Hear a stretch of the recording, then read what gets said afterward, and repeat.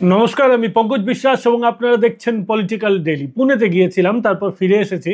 কদিন আপনারা আমাকে দেখতে পাননি, তাই ক্ষমাপ্রার্থী। আবার নতুন করে শুরু করলাম, প্রত্যেক দিন আবার ভিডিও দেখতে পাবেন। আজকের বিষয় হচ্ছে বাবরি বনাম গীতা পাঠ।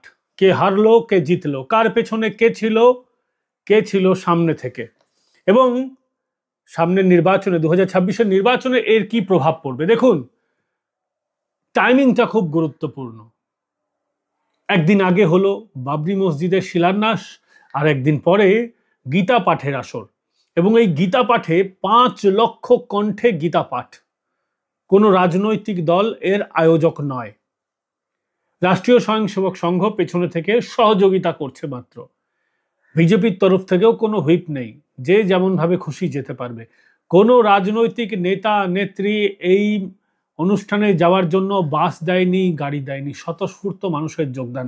এবং পশ্চিমবঙ্গের মতো রাজ্যে এটা খুব গুরুত্বপূর্ণ বিষয়। প্রথমে শুরু করি বাবরি মসজিদ দিয়ে। আপনারা নানান কচকচানি শুনেছেন। কেউ বলছে, সিপিএম এর লোকেরা বিশেষ করে বলছে যে এর পেছনে তৃণমূলের মদত নেই, আসলে বিজেপি এটাকে মদত দিচ্ছে, নরেন্দ্র মোদী অমিত শাহরা পয়সা দিয়েছেন নাকি।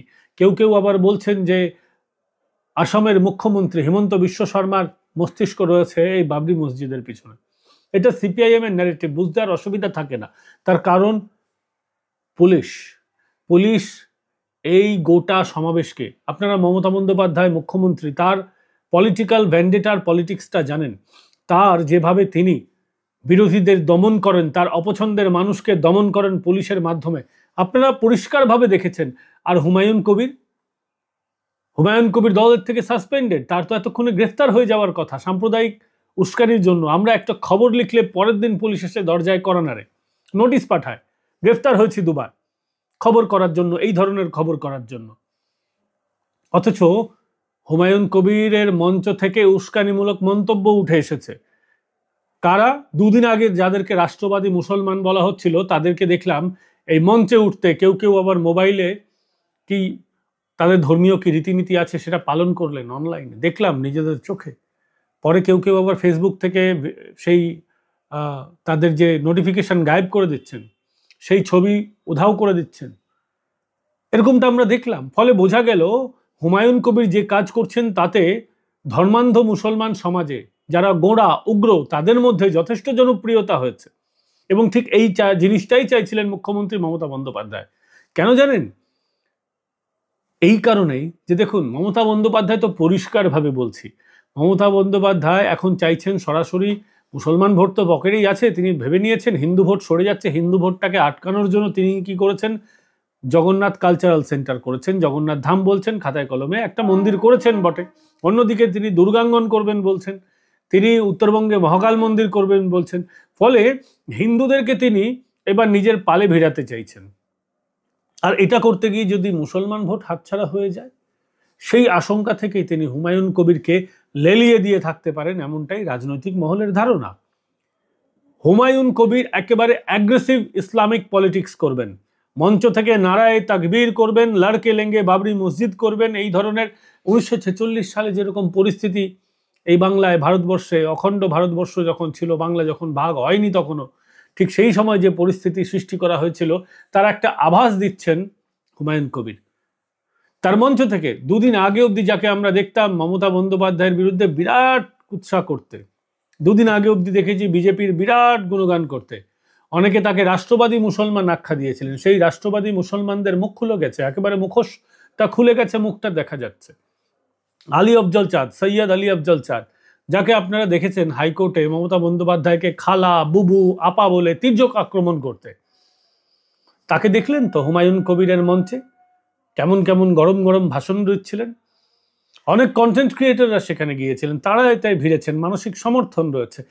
শুধু একজন 80 কোটি টাকা দিচ্ছেন, হুমায়ুন কবির নিজে দাবি করেছেন যে একটি ব্যক্তি, তার সংস্থা, হুমায়ুন কবিরের সংস্থাকে 80 কোটি টাকা দিচ্ছে। 300 কোটি টাকার মধ্যে 80 কোটি টাকা। তৃণমূল থেকে সাসপেন্ডেড হয়ে গেছেন, তিনি একটা কাজ করবেন আর 300 কোটি টাকা উঠে যাবে, সরকার কোনো ব্যবস্থা নেবে না। পশ্চিমবাংলায় আমরা এটা সহজভাবে দেখছি না। খুব সাসপিসিয়াস ব্যাপারটা। 1 বছর আগে থেকে ঘোষণা হলো, তৃণমূল তখনও কোনো সাসপেন্ড করেনি, কোনো ব্যবস্থা নেয়নি। 1 বছর পর তিনি যেদিন করলেন তার 2 দিন আগে ব্যবস্থা নেওয়া হলো। একেবারে প্ল্যানিং প্লটিং করে গোটা বিষয়টা হয়েছে যাতে তৃণমূলের ঘাড়ে দোষটা না আসে। কিন্তু জনগণ তো আর বোকা নয়, জনগণ তো বুঝে যাচ্ছে পরপর ঘটনাক্রম। 1 বছর ধরে হুমায়ুন কবির বকবক বকবক বকবক করে যাচ্ছেন। সেখানে বহিরাগত গুজরাট থেকে ইউসুফ পাঠানকে এনে জেতানো হলো। হুমায়ুন কবির তখন বাধা দেননি। হুমায়ুন কবির আগে থেকে তিনি গড়বড় গড়বড় করছিলেন, কিন্তু মমতা বন্দ্যোপাধ্যায়ের কোনো কাজে তিনি বাধা দেননি। শুধুমাত্র তাই নন, তিনি তো বলেছেন তিনি গোটা দলবল নিয়ে আবার যদি জিতে যান তাহলে মমতা বন্দ্যোপাধ্যায়ের শিবিরে ফিরে যাবেন। আমরা সেই অডিও আপনাদেরকে শোনাচ্ছি। নগর লড়বো, আমার হোম সিট, আর বেলডাঙ্গা লড়বো, দুটো সিটেই জিতে দেখাবো, তারপর আবার মুখ্যমন্ত্রীর কাছে যাব, গিয়ে জামাই আদরে আবার দলে। মানে গোটা ব্যাপারটাই হচ্ছে একেবারে প্ল্যানিং প্লটিং করা বহু বছর আগে থেকে।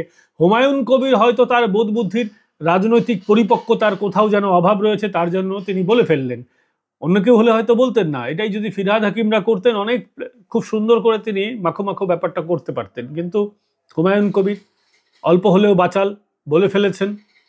এবং তিনি অনেকদিন আগেই এটা বলেছিলেন, এটা কোনো নতুন ভিডিও নয়, অনেকদিন আগের এই বক্তব্য, সেটাই নতুন করে সোশ্যাল মিডিয়ায় ভাইরাল হচ্ছে। একেবারে সোশ্যাল মিডিয়ার কবর খুঁড়ে তুলে আনা হয়েছে যে হুমায়ুন কবির বলছেন যে তার যে পরিকল্পনা আছে, রেজিনগর থেকে দাঁড়াবেন, অমুক জায়গা থেকে দাঁড়াবেন, আবার জামাই আদর করে দলে ফিরে আসবেন, এটাই নতুন করে হচ্ছে। মমতা বন্দ্যোপাধ্যায় বলেছেন, যা তুই অনেকদিন ধরে বেগরবাই করছিস, তুই আমার কাজটা করে দে। ফলে এই ফান্ডিং আমি মনে করি কেন্দ্রীয় সরকারের খতিয়ে দেখা উচিত। এর মধ্যে কোনো বিদেশি ফান্ডিং নেই তো। ভারতবর্ষকে অশান্ত করার জন্য ফান্ডিং দেওয়া হয়। খোদ একেবারে ট্রাম্প বলেছেন, ডোনাল্ড ট্রাম্প, যে ইউএসএইড এর একটা বড় অংশ ভারতকে অশান্ত করার জন্য ব্যবহার করা হয়েছিল। আমরা জানি ভারতকে অশান্ত করার জন্য বিভিন্ন ফান্ড আসে। ভারত সরকার এর আগে ব্যাপটিস্ট যে চার্চগুলো রয়েছে, উত্তর পূর্বের 500টি চার্চের যে বিদেশ থেকে টাকা আনার যে লাইসেন্স, সেই লাইসেন্স বাতিল করে দিয়েছে। ফলে এখানে কোনো বিদেশ থেকে টাকা আসছে না। তো সরকারের খুব কড়া নজরদারি রাখা উচিত। এবং আপনারা বলতেই পারেন যে পুলিশ গিয়েছিল বলছেন মশাই, সেখানে তো বিএসএফও ছিল। দেখুন, বিএসএফ এর এখতিয়ার রয়েছে 50 কিলোমিটারের মধ্যে অশান্তি হতে পারে সেরকম জায়গায় যাওয়ার। বিএসএফ এর আগে কোনো রাজনৈতিক কাজে ব্যবহার হয়নি। এর আগে মালদা, মুর্শিদাবাদ, মোথাবাড়িতে যখন গন্ডগোল হয়েছে, বিএসএফ তখন পৌঁছে গিয়েছিল, কোনো রাজনীতির ঊর্ধ্বে সেখানে শান্তি স্থাপন করেছে। বিএসএফকে কোনো পলিটিক্সের কাজে ব্যবহার করার ভারতবর্ষে এখন অবধি কোনো নিদর্শন নেই। কেন্দ্রীয় সরকারের যে নিরাপত্তা এজেন্সিগুলি, তারা যথেষ্ট নিপুণতার সঙ্গে এবং যথেষ্ট ভারতের সংবিধানের আওতায় নিরপেক্ষভাবে কাজ করে। কিন্তু পুলিশের ক্ষেত্রে তো সেরকমটি অভিযোগ নেই। পুলিশের ক্ষেত্রে বরং অভিযোগ রয়েছে যে পুলিশ নিরপেক্ষ আচরণ করে না। আপনারা সিআইএসএফ, সিআরপিএফ, বিএসএফ এর মঞ্চ থেকে কখনো, তাদের ইউনিয়নের মঞ্চ থেকে শুনেছেন যে তারা মোদিকে সাপোর্ট করবেন? বা কংগ্রেস আমলেই হোক, কংগ্রেস আমলেই এই সিআইএসএফ, সিআরপিএফ, বিএসএফ কখনো বলেছে তারা কংগ্রেসকে সমর্থন করবে? আপনারা শুনতে পাননি। তার আগে যখন যুক্ত সরকার ছিল, যখন এনডিএও ছিল না, ইউপিএও ছিল না, আইকে গুজরাল, হরদন হুল্লি, ডিড্ডা, দেবাগৌড়া, কিংবা জনতার যখন সরকার ছিল, জনতা দলের সরকার, মিলি ভগৎ সরকার, তখনও কি শুনেছেন যে এই নিরাপত্তা সংস্থাগুলো তাদের হয়ে গুণ গেয়েছে? কিন্তু পুলিশের মঞ্চ থেকে সরাসরি মমতা বন্দ্যোপাধ্যায়কে জেতানোর একেবারে আপনারা হুঙ্কার শুনেছেন পুলিশের মুখে, একেবারে নিচুতলা থেকে শুরু করে উঁচুতলার পুলিশের মুখে। ফলে চিত্রনাট্যটা একেবারে পরিষ্কার হয়ে যাচ্ছে। অন্যদিকে আজকে যখন গীতা পাঠের মঞ্চ, গীতা পাঠের মঞ্চে নেতারা নিচে বসলেন, শুভেন্দু অধিকারী মাটিতে বসেছেন। আজকে মাটিতে বসে তিনি গীতা পাঠ শুনেছেন। দিলীপ ঘোষ অনেক বিতর্ক, কোথাও যান না, তার কাজ নিয়ে পছন্দ অপছন্দ থাকতে পারে, তিনি এসে উপস্থিত হয়েছেন। যাদের মধ্যে হিন্দুত্বের এইটুকু লেশমাত্র রয়েছে, সবাই যাওয়ার চেষ্টা করেছেন। আমি পুনে থেকে এসেছি, আমার ট্রেন লেট হয়ে গেছে বলে আমি যেতে পারিনি। আমার ট্রেন এসছে 11টার সময়, এখন প্রায় 2টো বাজে ভিডিও আমি তৈরি করছি।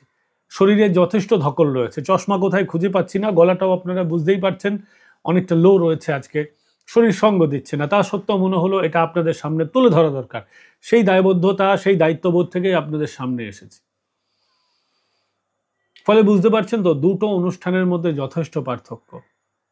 হ্যাঁ, এর পিছনে আরএসএস আছে, ঘোষিতভাবে আছে। 1 বছর আগে থেকে আরএসএস বলছে যে আমরা এই অনুষ্ঠানকে, সনাতন সংস্কৃতি সংসদ যেটা রয়েছে, পরিষদ যেটা রয়েছে, তাদের এই অনুষ্ঠানকে আমরা সমর্থন করছি। আরএসএস সমর্থন জানিয়ে প্রেস মিট করেছিল, সেখানে আমাকে ডেকেছিল, অনেককেই ডেকেছিল, সকলেই আমরা গিয়েছিলাম। সেই ছবি আপনাদের এর আগে আমি আমার ফেসবুক থেকে, আপনাদের টুইটার হ্যান্ডেল থেকে বা বিভিন্ন জায়গায় আপনারা আমার ওই ছবি দেখে থাকতে পারেন। সঙ্গে মানব দা ছিলেন, দীপঙ্কর দা ছিলেন, সঙ্গে শুদ্ধশীল দা ছিলেন, স্বপন ছিল, আরও অনেক ছোট বড়, সকলের নাম নিতে পারছি না, প্রদীপ দা ছিলেন, ক্যাম্পেইন কলিং এর প্রতিনিধি ছিলেন, সকলেই ছিলেন সেখানে, এবং আনন্দবাজারেরও প্রতিনিধি ছিলেন। আমি নাম নিচ্ছি না যেহেতু তিনি পেশাগত দায়িত্বে আছেন তাই। তো সে জায়গায় দাঁড়িয়ে এই অনুষ্ঠানে কোনো উস্কানি নেই, গীতা পড়ছেন, এবং কোনো সরকারি অনুদান ছাড়া, কোনো রাজনৈতিক দলের নেতারা মঞ্চে নেই, তা সত্ত্বেও গত বছর 1 লক্ষ কণ্ঠে গীতা পাঠ হয়েছিল। সেটা ছিল টেস্ট। তারা টেস্ট, একটা ওয়ার্ম আপ ম্যাচ করে নিয়ে দেখেছিলেন যে হ্যাঁ, শুধুমাত্র ধর্মের টানেও বাঙালিকে জাগানো যায়, এবং সেই কাজটাই 1 বছর পর 5 গুণ বড় আয়োজন, 5 লক্ষ কণ্ঠে গীতা পাঠ। সরকারি যা হিসেব পাচ্ছি আমরা, তাতে পুলিশের হিসেব বলছি না, সেন্ট্রাল গভর্নমেন্টের যা হিসেব আছে বা আয়োজক সংস্থারা বলছেন 5 লক্ষ নয়, 6 থেকে 7 লক্ষ কিংবা তার বেশি মানুষ এদিন জড়ো হয়েছেন। বাঙালির তো অভাব আছে, মানে স্বভাব আছে যে সারাক্ষণ তারা থাকে না। কেউ আধ ঘন্টা ছিলেন, কেউ 1 ঘন্টা ছিলেন, কেউ 2 ঘন্টা ছিলেন, কেউ সেলফি তুলে চলে এসেছেন, কিন্তু মাঠে উপস্থিত হয়েছেন এমন মানুষের সংখ্যা 6 থেকে 7 লক্ষের মধ্যে। এখনো সম্পূর্ণ ফিগার আমাদের হাতে আসেনি, সম্পূর্ণ ফিগার হাতে এলে আপনাদেরকে জানাবো, কিন্তু প্রাথমিকভাবে 6 থেকে 7 লক্ষ মানুষ এই অনুষ্ঠানে এসেছেন কোনো সাহায্য সহযোগিতা ছাড়া।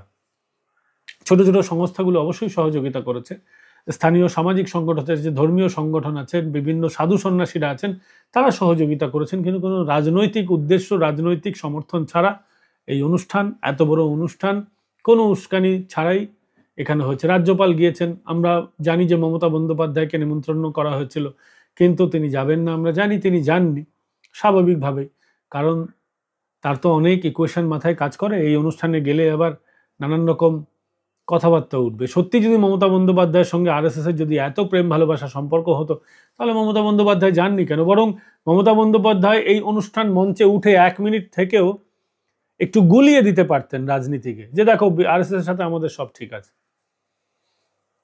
তিনি গুলিয়ে দিতে পারতেন। কিন্তু এর যে মারাত্মক প্রভাব হতো সেটা তিনি আজ করেই যাননি। তার মারাত্মক প্রভাবটা এটাই হতো যে হুমায়ুন কবির তো মালদা মুর্শিদাবাদে প্রার্থী দেবে, মুর্শিদাবাদেই মূলত প্রার্থী দেবে, মালদাতেও কয়েকটা জায়গায় সে দেবে, কিন্তু উত্তর 24 পরগনা, দক্ষিণ 24 পরগনা, নদিয়া, হাওড়া, হুগলি, এইসব অঞ্চলে এখনো হুমায়ুন কবিরের দাঁত ফোটানোর মতন ক্যালি হয়ে ওঠেনি কিছু। ফলে এইসব জায়গাতে তৃণমূলকেই, সংখ্যালঘু বেল্টে তৃণমূলকেই জিততে হবে, কিন্তু আরএসএস এর মঞ্চে মমতা যদি চলে যান, তাহলে এই সমস্ত এলাকা, উত্তর 24 পরগনা, দক্ষিণ 24 পরগনা, হাওড়া, হুগলি, নদিয়ার যে মুসলিম বিধানসভা, মুসলিম সংখ্যালঘু অধ্যুষিত যে বিধানসভাগুলো রয়েছে, সেইগুলোতে মমতা বন্দ্যোপাধ্যায় একেবারে ধুয়ে মুছে সাফ হয়ে যাবেন।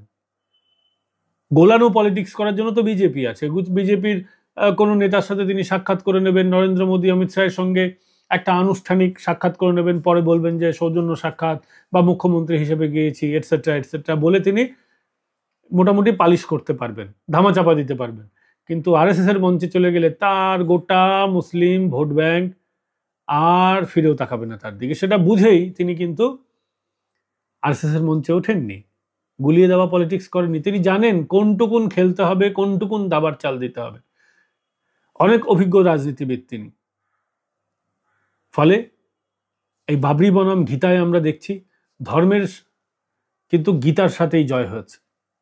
বাবরি মসজিদ বাবরের নামে নামাঙ্কিত একটি বিতর্কিত মসজিদ তৈরি করা হচ্ছে, যা একটি রাজনৈতিক উদ্দেশ্য প্রণোদিত। এটা আসলেও কোনো মসজিদ নয়, এটা একটা রাজনৈতিক প্রতিষ্ঠান। অনেক দেশে এরকম রাজনৈতিক প্রতিষ্ঠান আছে যেখানে অনেক রকমের কাজকর্ম হয়। এখানে তিনি বলছেন যে ইসলামিক হসপিটাল করবেন, মানে এখানে শুধু মসজিদ হবে না, ইসলামিক হসপিটাল হবে। ইসলামিক হসপিটাল মানে কি সেখানে শুধুমাত্র মুসলিমদের চিকিৎসা হবে? আমাদের প্রশ্ন। সেখানে হিন্দুরা অসুস্থ হলে যেতে পারবে? তাদের ভর্তি নেওয়া হবে? তাদের সঙ্গে সঠিক চিকিৎসা হবে? আমাদের প্রশ্ন। বলছেন মুসাফিরখানা হবে, মানে হোস্টেল টাইপের আর কি, অতীতে যেরকম সরাইখানা হতো। এখানে অনেকে আসতে পারবেন, এমনকি অনুষ্ঠানের সময়ও শুনেছি বিদেশ থেকে অনেক ইমামদের ডাকা হয়েছে। ভারতবর্ষে কি ইমামের অভাব হয়েছে? এবং টাইমিংটা, আবারও বলছি যে টাইমিংটা, কয়েক মাস পরেই ইজতেমা হবে, বিশ্ব ইজতেমা। সেখানে জামাত শিবিরের, জামাতের একটা বড় ওখানে প্রভাব দেখা যাবে। জামাতের উদ্যোগেই সেটা হচ্ছে। এই জামাতে ইসলামীর উদ্যোগে এই ইজতেমা, তার আগে এই বাবরি মসজিদ, এই যে পরপর যে ইভেন্টগুলো হচ্ছে, তাতে কিন্তু সাম্প্রদায়িকতার মেঘ আমরা পশ্চিমবঙ্গের আকাশে দেখতে পাচ্ছি। মালদা মুর্শিদাবাদ মোথাবাড়ির ঘটনা আমরা কিন্তু ভুলিনি, খুব বেশি দিন হয়নি। এবং এই যে অনুষ্ঠানগুলো হচ্ছে, ভোটে তারা কিরকম অঙ্ক কষছে সেগুলোও কিন্তু নজর রাখা দরকার আছে। আপনারাও নজর রাখবেন, আমরাও নজর রাখছি। আপাতত এখানেই ভিডিওটা শেষ করছি, আবার আগামীকাল দেখা হবে।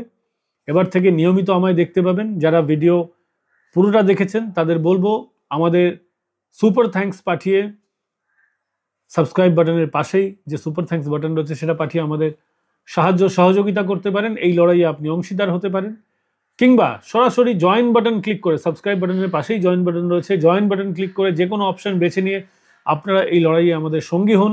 ভালো থাকবেন, সুস্থ থাকবেন। আগামীকাল আবার দেখা হচ্ছে।